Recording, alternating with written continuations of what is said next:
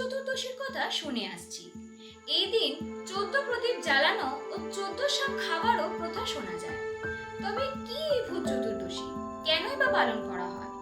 সত্যি কি তাহলে এই দিন ভূতেরা মর্তে আগমন করে?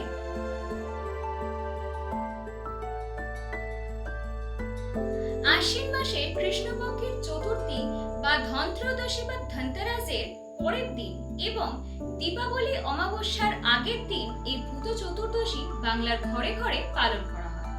পৌরাণিক মতে বলা হয়, ভক্ত প্রহ্লাদের সন্তান বলি দৈত্য যখন গোটা স্বর্গকে দখল করে নিয়েছিল, তখন সমস্ত দেবতারা ভগবান শ্রীবিষ্ণুর শরণাপন্ন হয়। শ্রীহরি বামন রূপে বলি রাজার সামনে মাত্র 3টি চরণ রাখার দাবি করেছিলেন। বলি রাজা তার দাবিতে রাজি হলে সে তার এক চরণ দ্বারা গোটা আকাশ ব্যাপ্ত করেছিলেন, দ্বিতীয় চরণ রেখেছিলেন গোটা পৃথিবীর উপরে, এবং সে তার শরীর থেকে 3 নম্বর পা বের করে বলি রাজাকে জিজ্ঞেস করেছিলেন যে সে তার তৃতীয় চরণ কোথায় রাখবে। বলি রাজা তখন তার মাথা পেতে দেন তৃতীয় চরণ রাখবার জন্য, এবং সেই চরণ দিয়েই বলি রাজাকে পাতালে পাঠিয়েছিলেন শ্রীবিষ্ণুর বামন অবতার। তবে বলি রাজার এই কর্মের জন্য শ্রীবিষ্ণু তাকে অমরত্বের বরদান দিয়েছিলেন, এবং তার সঙ্গে তিনি তাকে একটি মাত্র দিন পৃথিবীতে উঠে আসার অনুমতি দিয়েছিলেন সমস্ত অসুরী আত্মাদেরকে নিয়ে, এবং সেই দিনটাকে ভূত চতুর্দশী বলা হয়।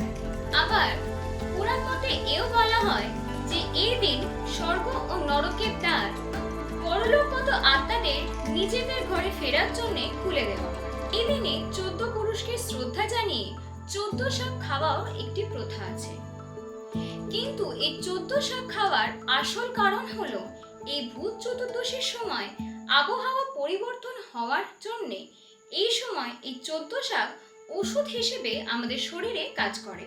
এই 14টি শাক হলো ওল, কেউ, বেতো, সরষ, কালকাসুন্দে, নিম, জয়ন্তী, সাঞ্চা, হেলেঞ্চা, পলতা, সলফ, গুলঞ্চ, ভাটপাতা এবং শুষ্নি।